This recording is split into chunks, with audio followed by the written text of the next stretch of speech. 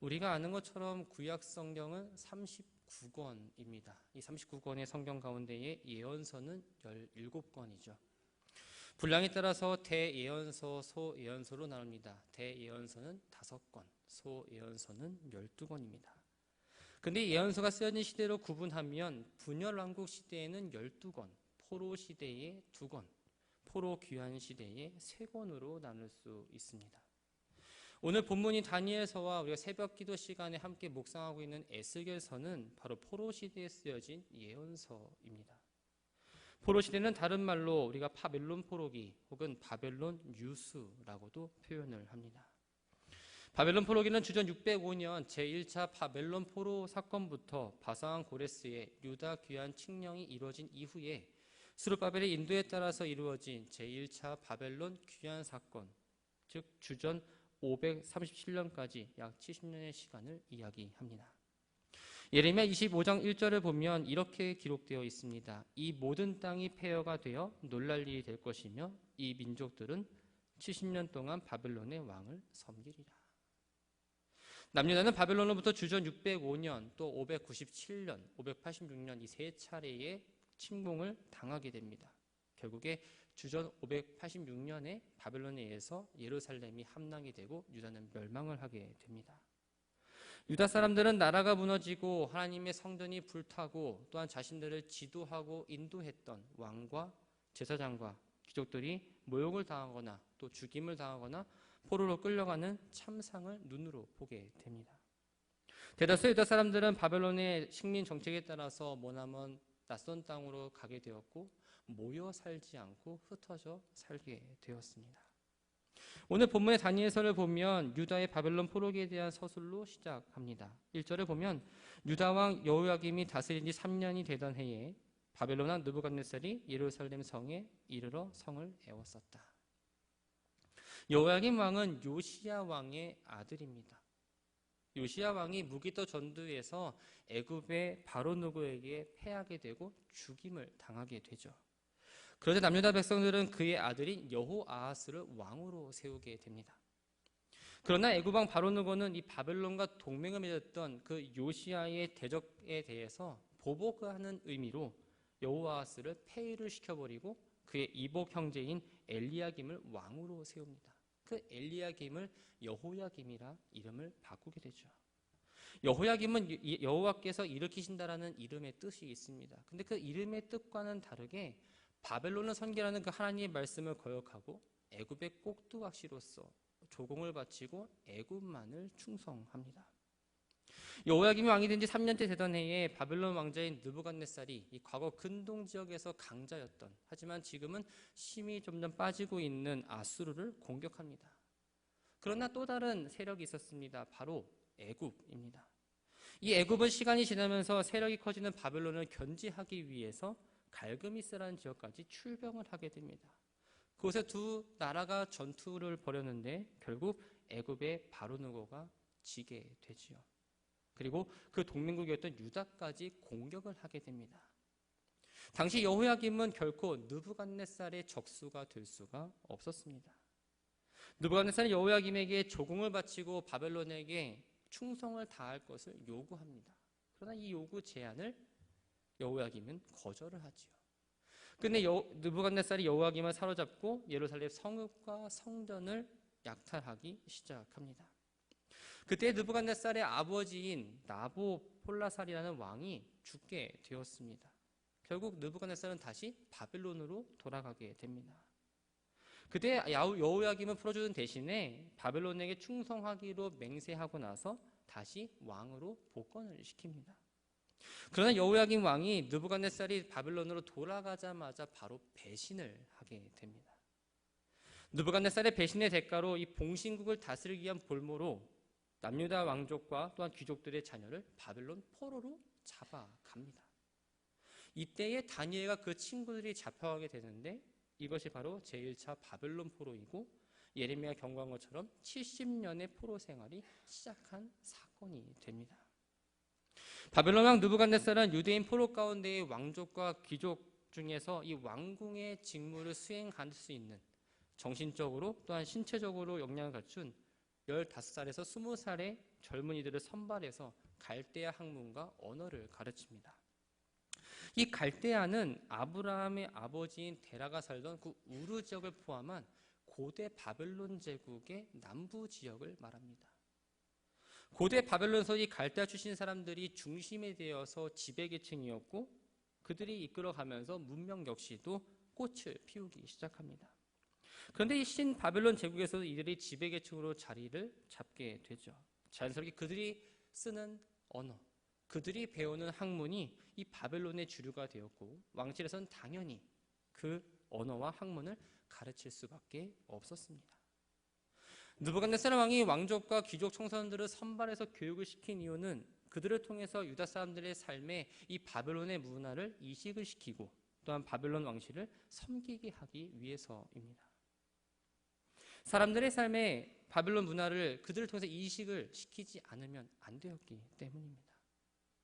왕실에서 인재 양성을 교육하는 그 기간을 3년으로 잡았습니다. 이 기간 동안에 왕의 음식을 주고 그들이 온전히 학문에만 집중할 수 있도록 배려하고 그들을 세심하게 돌보아 줍니다.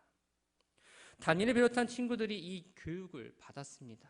왜냐하면 이들은 앞으로 바벨론 왕을 섬길 직무를 감당해야 됐기 때문입니다. 그러면서 이 왕과의 관계를 나타내는 표식인 이름까지도 바꾸게 됩니다. 계명은 일반적으로 정복자들이 피정복자들의 문화와 민족성을 말살시키기 위한 정책입니다. 우리나라가 일제의해서 지배를 받을 때에도 창씨 계명이라는 했던 것처럼 동일한 의미입니다. 그래서 바벨론식으로 이름을 계명한다는 건 사실 이상한 일은 아니었습니다. 다니엘을 비롯한 친구들의 이름을 살펴보면 여호와 또는 하나님이라는 의미를 담고 있습니다. 그런데 그들이 새로 부여받은 이름인 이 벨드사살, 사드락, 메삭, 아벳느고는 이 당시 바벨론에서 대표하는 신인 벨이나 마르둑, 느보, 아쿠를 의미하는 이 바벨론의 종교 사상이 아주 잘 배어 있는 이름들이었죠. 다니엘과 친구들은 학문과 언어 이름을 수동적으로 받아들입니다. 능동적으로 받아들이지 않았습니다. 그런데 이 바벨론에서의 경력을 쌓아가는 이때에 이들은 처음 순종과 믿음이라는 문제에 직면하게 됩니다. 오늘 본문인 8절 말씀을 보면 이렇게 기록되어 있습니다. 뜻을 정하여 왕의 음식과 그가 마시는 포도주로 자기를 더럽히지 아니하리라. 바벨론 왕은 왕실을 섬길 이들을 위해서 문화와 언어와 학문뿐만 아니라 이름도 바꿔주었습니다. 근데 더 나아가서 이제는 그들이 하나님이 아닌 왕의 말을 들을 수 있는 신복으로 삼고자 왕의 음식을 먹게 하라는 규정까지 더해줍니다. 이러한 왕의 음식 규정법은 하나님과 왕 중에서 하나를 선택하도록 하는 일종의 테스트와 다르지 않았습니다. 왕의 음식들 가운데에는 레위기 음식법에서 규정한 부정한 것들, 예를 들면 돼지고기, 혹은 피를 완전히 제거하지 않은 상태로 날로 먹은 음식들도 포함되어 있었습니다. 또 바벨론 왕궁에서는 벨이나 마르둑 같은 그 자신들이 섬기는 신에게 바치는 희생 제물을 다시 먹게 되었는데 그 음식도 당연히 다니엘이나 친구들에게 주는 음식이었던 거죠. 다니엘의 입장에서는 이런 음식을 먹는다면 첫 번째로 율법을 어기는 것이 됩니다. 그리고 간접적으로 우상숭배를 하는 것과 다르지 않았습니다. 사실 포도주는 구약시대의 부정한 음식으로 규정되지는 않았습니다. 그럼에도 불구하고 다니엘이 왜 포도주까지 금했을까요? 그것은 이방인들에게 들어진 것일 수도 있지만 술을 많이 마심으로써 쾌락에 도취하다 보면 내가 하나님 백성이라는 삶을 잊어버리게 될까 봐 그것을 훼손하지 않고자 아예 포도주까지 금했던 겁니다. 아마도 이들은 동료 학생들과 교사들로부터 다른 학생들과 동일하게 행동하라는 요청을 받았을 수도 있습니다. 세상적으로 보면 이 왕이 먹는 음식은 아마도 바벨론에서 최고의 음식일 겁니다. 그 음식을 준다는 건 바로 왕이 베푸는 최고의 호의이지요. 왕의 호의를 거절하는 것만큼 어려운 일도 없었습니다. 그리고 이 명령은 왕이 입으로 정한 명령입니다. 이 자체가 법과 동등할 수도 있지만 오히려 법보다 더 월등할 수도 있었습니다. 만약 이를 따르지 않는다면 왕명을 거역하게 되는 것이고 다니엘과 그 친구들이 왕의 음식을 먹지 않는다는 사실을 왕이 알기라도 한다면 훈련의 시점이 끝나는 그때에 왕의 명령을 거역했다는 것 때문에 불이익을 받을 수 있었고 더 나아가서는 생명을 잃을 수도 있었습니다. 그들이 왕의 명령을 받아들이면 모두가 다 편한 상황입니다. 그러나 다니엘과 친구들은 그렇게 한다면 내가 하나님을 기쁘시게 할 수 없다라는 걸 잘 알고 있었습니다. 본문에 보면 뜻이라는 단어가 나옵니다. 이 뜻에 해당하는 히브리어 단어는 리뽀라는 단어입니다. 문자적으로 보면 그의 마음이라는 의미를 갖고 있습니다. 히브리 개념에서 이 마음이라는 건 사람의 전 존재, 삶의 모든 축이 되는 부분입니다. 감정과 의지를 주관할 뿐만 아니라 그 사람의 행동과 삶의 태도를 결정하는 이 가장 중심에 있는 게 바로 마음인 거죠. 그리고 더럽히다라고 표현된 이 원어 갈은 바로 신성 모독을 의미합니다. 다니엘은 이 교육 과정을 맹목적으로 다 수용하기만 한다면 결국 언약 백성으로서의 정체성을 잃을 거라는 걸 잘 알고 있었습니다. 그래서 자신의 신앙을 타협하여서 바벨론 규례를 따라하는 것을 거부하고 어려움이 따르더라도 때로는 풍파를 맞을지라도 신앙을 굳게 지켜서 신실한 백성으로 살긴 판을 택했던 겁니다. 그래서 왕이 주는 음식이든지 그 음식에 어떠한 의미가 있든지 상관없이 자기를 더럽히지 않겠다라고 지금 결단하고 있는 거죠. 이러한 결단은 바로 자기 부정이 있었기 때문에 가능합니다. 사랑하는 성도 여러분, 한번 생각해 보셨으면 합니다.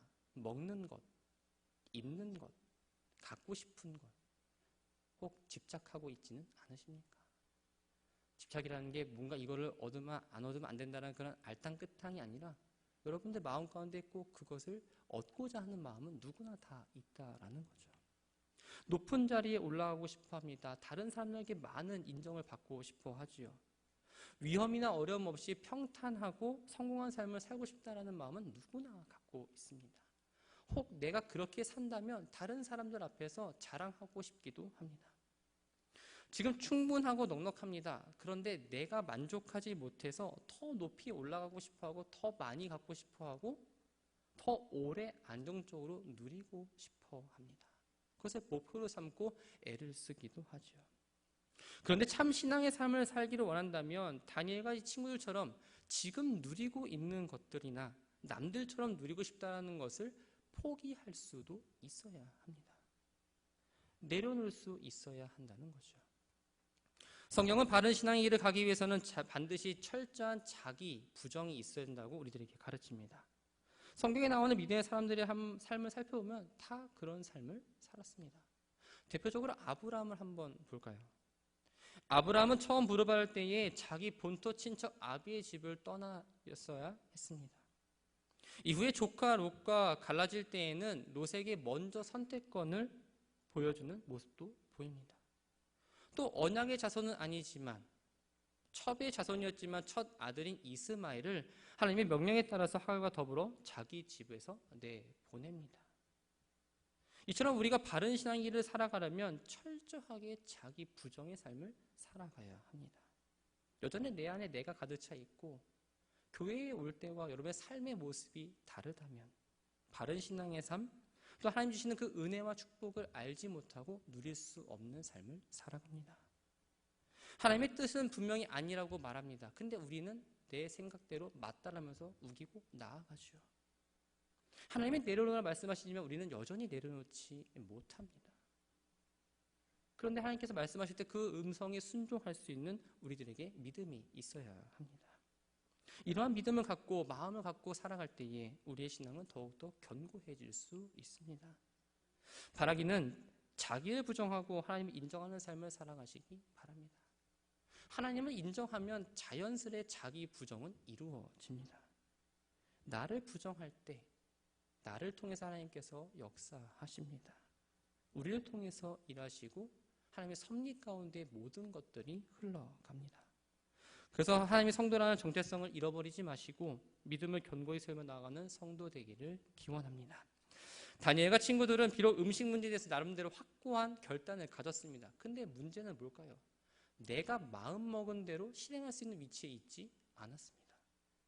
그래서 그들은 자신의 결단을 이 법규를 벗어나지 않는 선에서 지키고자 환관장에게 요청을 합니다. 이 환관장은 소년들을 교육하는 사안과 관련해서 어느 정도 자율권을 갖고 있던 사람입니다. 다니엘은 이런 사실을 충분히 알고 있었기 때문에 왕의 진수성찬과 포도주 대신에 채식과 물을 먹을 수 있게 해달라고 요청을 했던 거죠. 다니엘의 이 요청은 어찌 보면 무모하고 위험하다라는 생각이 듭니다. 왜냐하면 이 고대 근동에서는 종교적 문제가 매우 민감한 문제이기 때문입니다. 바벨론 왕실의 입장에서 유다 백성이 바벨론 포로로 끌려온 건 자신의 신, 자신이 믿는 벨이나 마르둑이 하나님의 신이었기 때문에 그들이 져서 왔다라는 생각이 있습니다.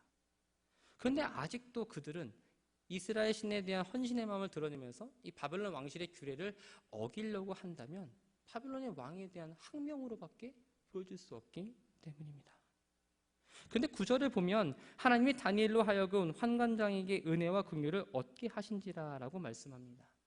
하나님의 섭리로 환관장은 다니엘의 요청을 이 징벌감을 생각하지 않고 바로 쳐낸 것이 아니라 그 요청을 수용하는 마음으로 조금씩 기울어졌던 겁니다.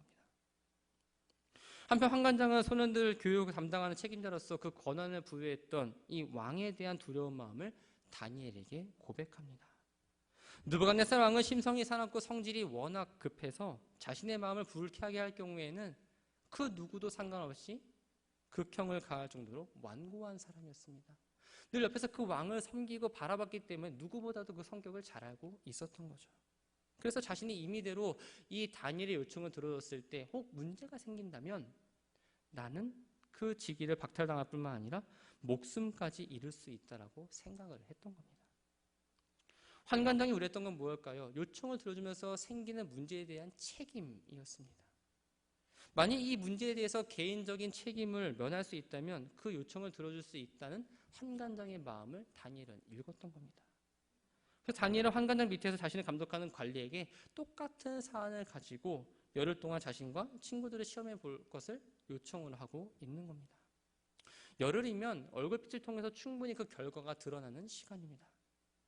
한번 생각해 볼까요? 채소와 물만 먹은 사람이 있고 고기와 기름진 것을 먹는 사람이 있습니다.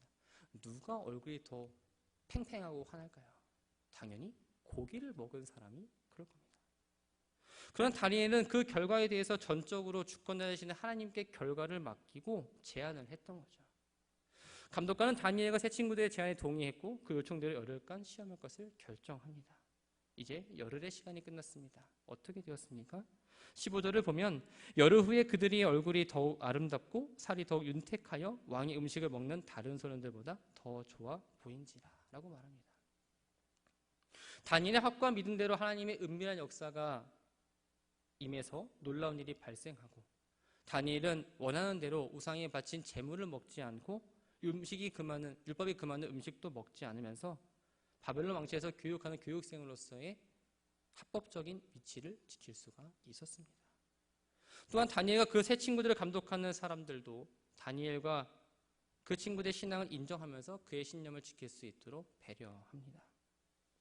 무엇보다 다니엘은 자신이 지키고자 했던 그 신앙과 거룩한 백성으로서의 정체성, 또 하나님 앞에서 바른 삶이 과연 정말로 참된 것인지 또 복된 것인지를 이 실험을 통해서 몸소 체험하고 이방인들에게 보여주었던 겁니다. 다니엘이 이런 결과를 얻을 수 있었던 건 바로 하나님을 향해서 마음을 정했기 때문입니다. 우리가 원을 그릴 때 여러분들은 어떻게 그리시나요? 이 원을 예쁘게 그리려면 원형 모양의 물건을 갖다 대거나 아니면 컴파스를 이용해야 합니다. 컴파스는 보면 한쪽은 연필을 끼우게 되어 있고 한쪽은 철심으로 박혀 있습니다. 철심에 박힌 곳을 기준 삼아서 연필을 돌리면 아주 예쁘게 원이 그려집니다. 중심만 흔들리지 않으면 원은 예쁘게 그려질 수밖에 없습니다. 우리의 삶도 마찬가지입니다. 상황이 변하고 어떠한 나에게 유혹이 닥친다고 할지라도 하나님을 향해서 뜻이 분명하게 고정되어 있다면 우리는 삶의 중심이 흔들리지 않습니다. 삶 속에서 큰 원이든 작은 원이든 하나님이 뜻하신 것을 그려내는 삶을 살아갈 수 있다는 겁니다. 켄 가이어의 묵상하는 삶이라는 책에는 양파 파는 노인이라는 이야기가 실려 있습니다. 멕시코의 수도인 멕시코시티의 대형 시장에 한 그늘진 구석에 포타라모라는 노인이 살고 있었습니다. 그 노인은 나와서 매일 시장에서 자판을 깔고 양파를 팝니다. 어느 날 백인이 다가와서 물었습니다. 양파 한 줄에 얼마입니까? 10센트입니다. 그렇다면 양파 두 줄은 얼마입니까? 20센트입니다. 양파 세 줄은 얼마입니까? 30센트입니다. 저라면 안 삽니다. 뭘 사면 깎아줘야 되는데 깎아주는 게 없죠. 백인도 이렇게 말했어요. 별로 깎아주는 게 없으시군요. 이 세 개의 묶음을 25센트에 파시는 건 어떻습니까? 라고 이렇게 물어보자 노인이 아주 단호하게 그렇게는 안 됩니다 라고 말했습니다. 다시 백인이 묻습니다. 그렇다면 여기 있는 모든 양파를 사면 얼마에 파시겠습니까? 그런데 인디언 노인이 백인을 물끄러미 쳐다보면서 이렇게 말을 합니다. 나는 여기 단지 양파를 팔려고 나와 있는 게 아닙니다. 난 지금 내 인생을 사려고 여기 나와 있습니다. 나는 이 시장을 사랑합니다. 북적대는 사람을 사랑하고 흔들리는 저 나뭇가지가 사랑스럽고 햇빛을 사랑합니다. 지나가는 친구들이 나에게 다가와 인사를 건넬 때 기분이 좋고 자기 아이들과 함께 손잡으면서 이것저것 이야기하는 이야기도 참 좋습니다. 이것이 바로 내 삶입니다. 그 삶을 살기 위해서 나는 하루 종일 양파를 이곳에서 팔고 있는 겁니다. 그런데 당신에게 이 양파를 모두 팔아치운다면 내 하루도 그걸로 끝이 나지 않겠습니까? 포타라모는 지금도 여전히 하루 20줄 안팎의 양파를 팔면서 그가 살아가는 시장의 어느 한 구석에 있으며 삶을 살아가고 있을 겁니다. 그는 우리에게 팔 수 있는 것과 팔아서도 안 되는 것을 구분할 수 있는 진정한 지혜가 무엇인지를 알려주고 있습니다. 포타라모는 지혜가 있었습니다. 그러나 그 지혜만으로는 부족합니다. 왜냐하면 팔아서도 안 될 걸 파는 사람들이 우리 가운데 있기 때문입니다. 따라서 팔아서는 안 될 걸 팔지 않는 용기도 필요합니다. 물론 포타라모에게도 이런 용기가 있었죠. 근데 용기만 있어도 안 됩니다. 왜냐? 용기는 팔기를 권하는 이 회유와 압박이 더욱 커지면 그 용기가 사그라들 수밖에 없기 때문입니다. 결국 팔아서는 안 되는 걸 팔지 않고 지켜낼 수 있는 건 바로 원칙입니다. 원칙이 있을 때 어떠한 상황에서든 자신의 원칙을 지키면서 팔지 않을 수가 있다라는 거죠. 사랑하는 성도 여러분, 여러분들은 하나님의 뜻과 아닌 것을 구분할 수 있는 지혜를 갖고 계십니까? 용기를 가지고 하나님의 뜻을 잘 이루며 살아가고 있으십니까? 지혜와 용기가 있다 할지라도 하나님 향한 그 분명한 삶의 원칙이 없다면 나를 둘러싼 환경과 상황 속에서 그 유혹 가운데 우리는 모든 것들을 이룰 수밖에 없습니다. 본문을 보면 다니엘은 너무나 신앙의 원칙이 확고하다는 것을 우리는 알게 됩니다. 왕의 음식뿐만 아니라 뒤에 나오는 풀무불에 들어가는 죽음 가운데서도 그는 신앙의 원칙을 지킨 사람이었습니다. 지켜야 할 걸 지키면 내적인 힘은 끊임없이 생겨납니다. 그 내적인 힘이 겉으로 나타난 모습을 본문에서는 다니엘과 세 친구의 얼굴이 더욱 아름답다라고 표현을 합니다. 이 땅을 살아가는 우리들의 얼굴은 어때야 될까요? 바로 아름다워야 합니다. 얼굴이 아름다우면 주어진 시간 가운데 여러분들 잘 사셔야 됩니다. 이 잘 산다는 개념이 다 다르고 그 기준이 다르지만 신앙이 잘 산다는 건 바로 하나님을 향한 그 삶의 원칙이 흔들리지 않고 견고한 믿음으로 살아가는 삶. 그 삶을 살 때에 우리의 얼굴이 아름답다라고 말할 수 있습니다. 그리스도인의 삶의 원천은 무엇입니까? 바로 예수 그리스도입니다. 다니엘 세 친구는 처음부터 뜻을 굳게 정하고 하나님만을 경외하는 삶, 하나님 백성으로서 그 신앙을 지키기 위해 노력했고 그 이후에도 타협하지 않는 삶을 살았습니다. 바라기는 여러분들의 신앙의 출발점을 경건하고 거룩한 뜻을 세우는 것부터 비롯되기를 바랍니다. 거룩하고 경건한 삶, 의롭고 진실된 삶, 하나님을 경외하는 삶, 그 삶의 터전 위에 하루하루 주어진 시간을 믿음으로 잘 쌓아가시기 바랍니다. 그래서 우리가 살아가면서 바벨론과 같은 때론 유혹이 닥쳐올 때가 있습니다. 그 유혹에도 넘어가지 않고 거절할 수 있는 그 믿음, 하나님 믿는 사람으로서의 그 정체성을 늘 기억하면서 주어진 길을 모두 잘 걸어가는 우리가 되기를 주님의 이름으로 축원합니다.